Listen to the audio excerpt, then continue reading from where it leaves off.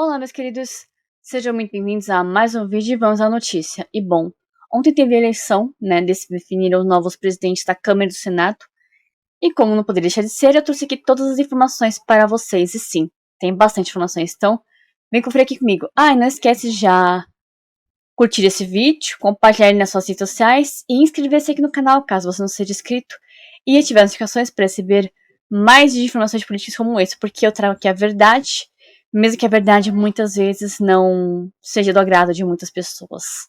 Você sabe muito bem quem. Então, vamos ver comigo? Senado elege nova mesa diretora. Confira a composição completa.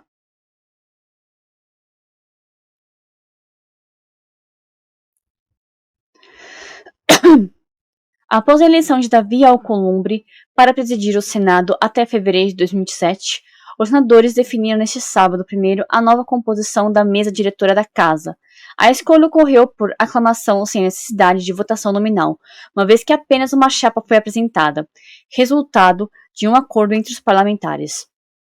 O cargo de primeiro vice-presidente ficou com Eduardo Gomes, garantindo ao partido do ex-presidente Jair Bolsonaro um assento na cúpula do Senado, após ter ficado de fora da gestão anterior. O senador será substituto imediato de Alcolumbre em caso de ausências.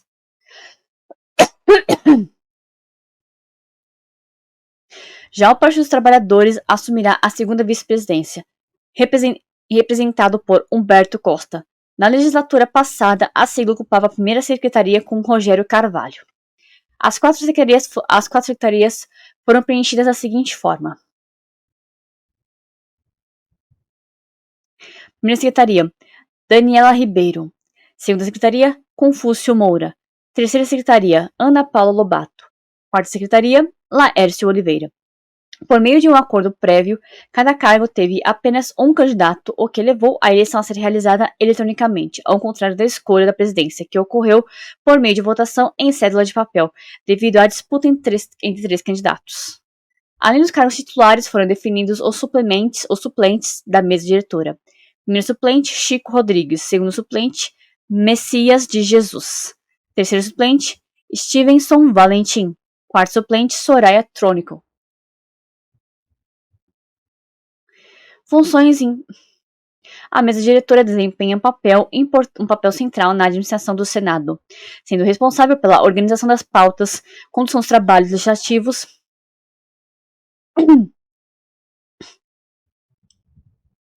A mesa diretora desempenha um papel central na administração do Senado, sendo responsável pela organização das pautas, condução dos trabalhos legislativos e supervisão administrativa da Casa. Além disso, o presidente do Senado acumula a função de presidente do Congresso Nacional, comandando sessões conjuntas com a Câmara dos Deputados. Essas sessões são fundamentais para a análise de vetos presidenciais e para a aprovação de matérias orçamentárias. Veja a responsabilidade de cada cargo na estrutura da mesa. Presidente. Chefia o Congresso Nacional, define pautas e conduz reuniões com líderes partidários. Primeiro vice-presidente. Substitui o presidente em caso de impedimento. Segundo vice-presidente. Assume a função na ausência do primeiro vice-presidente. Primeiro secretário. Supervisiona serviços administrativos no Senado. Segundo secretário. Registra discussões e decisões das sessões secretas. Terceiro e quarto secretários. Responsáveis pela contagem de votos e apoio na organização das eleições internas. Desde a Constituição de 1988, a composição da mesa diretora deveria seguir critérios de proporcionalidade, beneficiando os partidos com maior número de parlamentares. Entretanto, nos últimos anos, as distribuições têm ocorrido principalmente por meio das negociações políticas, como foi o caso da atual formação. Hugo Mota é eleito presidente da Câmara com o apoio do PT e PL. Neste sábado primeiro, o deputado Hugo Mota foi eleito presidente da Câmara dos Deputados para o biênio de 2005-2006. O parlamentar foi eleito em primeiro turno com 444 votos, sendo apoiado por um bloco formado por 17 partidos e 494 deputados.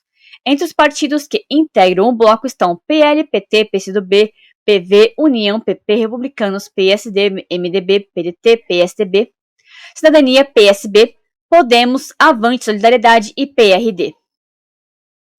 Em seu discurso como candidato, pouco antes da votação, Hugo Mota prometeu humildade na gestão à frente da casa. Quero ser um elo na corrente, um elo forte, mas com consciência de ser apenas um elo que não podemos deixar romper. Todas as vezes que romperam esta corrente, partiram a democracia, afirmou. Ele também destacou que a cadeira da presidência não pode ser considerada como o auge do poder de deputado, ressaltando que é um cargo transitório e efêmero. Mota defendeu mais previsibilidade nos trabalhos da Câmara, propondo retomar sessões de plenário no início da tarde e estabelecer quais delas serão virtuais e quais presenciais. Além disso, ele enfatizou a importância de alinhar pautas com o Senado para otimizar o processo legislativo e ampliar a participação de parlamentares menos experientes ou com menos protagonismo na relatoria dos projetos. É uma Câmara de todos e para todos, disse. O novo presidente da Câmara também se comprometeu com a bancada feminina em promover o respeito e a visibilidade das mulheres no parlamento, com relatorias de projetos que abrangem não apenas questões femininas, mas também temas como economia, educação e segurança pública. Com 35 anos, Hugo Mota é o deputado mais jovem a se eleger presidente da Câmara após redemocratização. Ele começou cedo na política e atualmente exerce seu 4º mandato como deputado federal. Na última eleição, em 2022, foi o mais votado na Paraíba, com 158.181 votos. Quando tomou posse pela primeira vez na Câmara em 2011, Mota foi eleito o deputado mais jovem aos 21 anos, idade mínima para assumir o cargo, segundo a Constituição. Atualmente, aos 65 anos, Hugo Mota também está na idade mínima para ocupar o cargo de presidente da República, já que o presidente da Câmara é o segundo na linha sucessória, depois apenas do vice-presidente, Geraldo Alckmin. Em 2015, Mota presidiu a Comissão Parlamentar de Inquérito da Petrobras, que investigou as denúncias feitas pela Operação Lava Jato. Ele também presidiu a Comissão de Fiscalização Financeira e Controle 2014-2015 e 3 comissões especiais: desestatização da Eletrobras, proteção à saúde e ao meio ambiente e Zona Franca do Semiárido Nordestino. Desde fevereiro de 2023, Mota está na liderança dos republicanos. Na Câmara, Hugo Mota apresentou 6 propostas que se tornaram normas legais, como a Emenda Constitucional 82, que inclui a segurança viária, capítulo destinado à segurança pública. Outras propostas foram apresentadas em conjunto com outros deputados, como a Emenda Constitucional, que cria novas regras para os partidos políticos destinarem recursos para candidatos pretos e pardos e perdoa as legendas que descumpriram a cota mínima para essas candidaturas em eleições passadas, e a lei que inscreve o nome de Eduardo Campos, ex-governador de Pernambuco, no livro dos Heróis da Pátria. Durante a pandemia da Covid-19, Mota relatou a proposta do orçamento de guerra, criada para flexibilizar regras fiscais, administrativas e financeiras. Foi uma das 13 propostas relatadas por Mota que se tornaram normas. Fundado em 2005, o Republicanos é o partido mais jovem a ganhar uma eleição para a presidência da Câmara. Até então, a presidência da Câmara só havia sido ocupada por deputados de partidos criados na década de 1980, após o fim do regime bipartidário e a volta da democracia. Nesse período, o MDB ocupou a vaga por mais tempo, assumindo a presidência 9 vezes. Em seguida, vem o PP-PSD com 7 vezes e o DEM-PFL com 6. Com Hugo Mota, essa será a 20ª vez que o deputado do Nordeste assume o cargo de presidente da Câmara na história da República.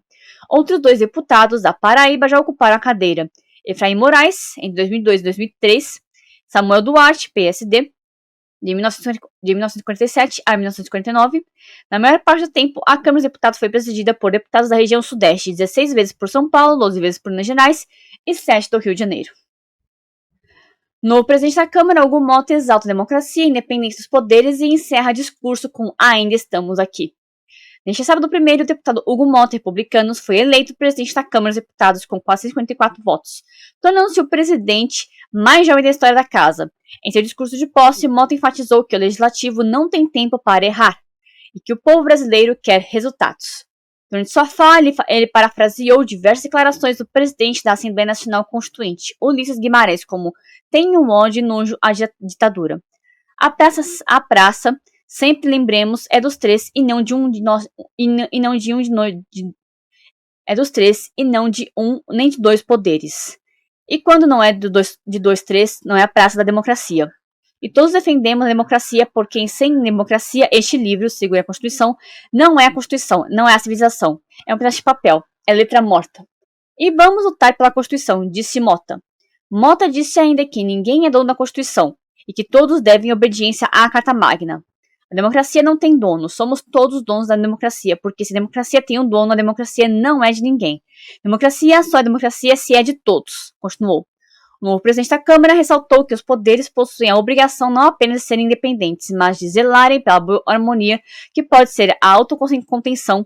Nenhum poder pode tudo, todos, somente todos, podem representar a totalidade da democracia. Sem harmonia e democracia, pode ser irremediavelmente fraturada.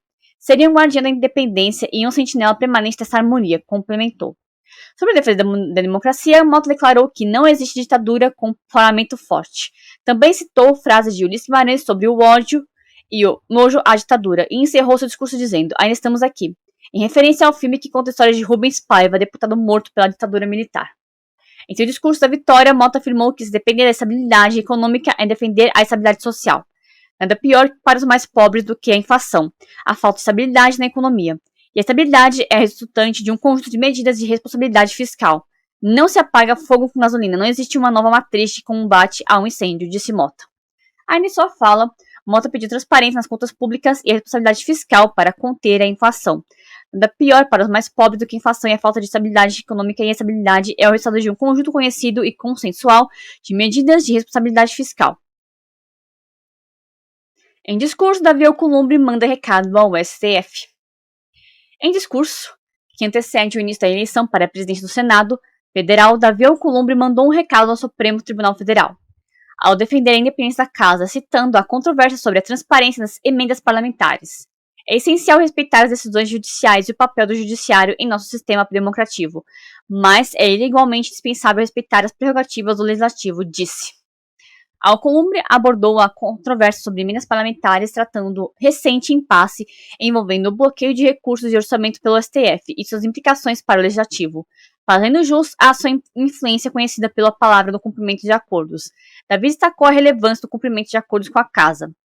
Sem confiança uns nos outros e sem a obediência ao que foi acordado, este parlamento se transforma em um campo de guerra e as boas ideias se perdem numa eterna e infrutífera disputa entre antagonistas, discursou. Hoje, mais uma vez, enfrentamos desafios. O relacionamento entre os poderes, embora seja regido pela Constituição e pela harmonia, tem sido testado por tensões e desentendimentos. Entre esses desafios, destaco a recente controvérsia envolvendo as emendas parlamentares ao orçamento, que culminou em debates e decisões com o Supremo Tribunal Federal e o Poder Executivo, declarou o senador, que é favoritíssimo a vencer a eleição deste sábado, e ele venceu. Quero ser claro, é essencial respeitar as decisões judiciais e o papel do judiciário em nosso sistema democrático, mas é igualmente dispensável respeitar as prerrogativas do legislativo e garantir que este parlamento possa exercer seu dever constitucional de legislar e representar o povo brasileiro. Essa garantia pelas prerrogativas do mandato vai muito além das questões orçamentárias. Tem a ver com o mandato parlamentar assegurado pela Constituição, acrescentou Alcolumbre. Na sequência, ele frisou que estava se referindo ao cumprimento dos acordos aqui firmados, porque sem confiança uns nos outros e sem a obediência ao que foi acordado, este parlamento se transforma em um campo de guerra e as boas ideias se perdem numa eterna e infrutífera disputa entre antagonistas.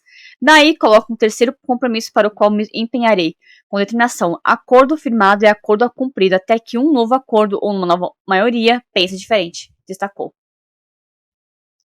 O novo presidente da Câmara dos Deputados, Hugo Mota, republicanos, informou neste domingo que vai retomar as discussões sobre o projeto de lei que prevê a anistia aos envolvidos nos ataques de 8 de janeiro. A proposta, que tem gerado polêmica entre oposição e governo, será debatida em uma reunião de líderes partidários nos próximos dias. O projeto foi retirado de pauta no final de 2024 pelo então presidente da Câmara, Arthur Lira, e desde então o assunto não avançou. Lira decidiu retirar o texto da Comissão de Constituição e Justiça e criar uma comissão especial para tratar do tema, mas a instalação do colegiado ainda não ocorreu. Em declaração, Hugo Mota comentou sobre o impacto de propostas na Câmara. É o tema que mais divide a casa hoje. A pauta é feita pelo presidente com participação dos líderes. Com certeza esse tema será levado para essas reuniões nos próximos dias. Vamos conduzir com a maior imparcialidade possível. Vamos agora na volta dos trabalhos com muita responsabilidade e cautela para não nos excedermos em nenhum ponto, nem a favor de um lado nem de outro. Conduzir esse tema, que é tão importante e relevante para o parlamento. É uma pauta que vem sendo bastante cobrada de ambos os lados, afirmou, durante entrevista coletiva na Paraíba. Ao ser questionado sobre a relevância de outros temas, o deputado também comentou sobre o foco das discussões legislativas. Essas pautas ideológicas, as pautas de costumes, penso eu, que não estão na prioridade do dia. É um debate interessante, às vezes até nos motiva mais do que debater coisas mais burocráticas. Mas o que é que temos visto ao longo do tempo? Essas pautas muito mais dividem o país do que trazem benefícios imediatos. Mota reforçou ainda sua posição sobre a importância de discutir questões que impactam diretamente a vida da população. Essa ideia quase nunca terá seguimento e nós deixamos de discutir uma pauta que poderia, por exemplo, mudar a vida das pessoas, como a de distribuição de renda e geração de emprego, ou discutir aquilo que verdadeiramente o Brasil precisa.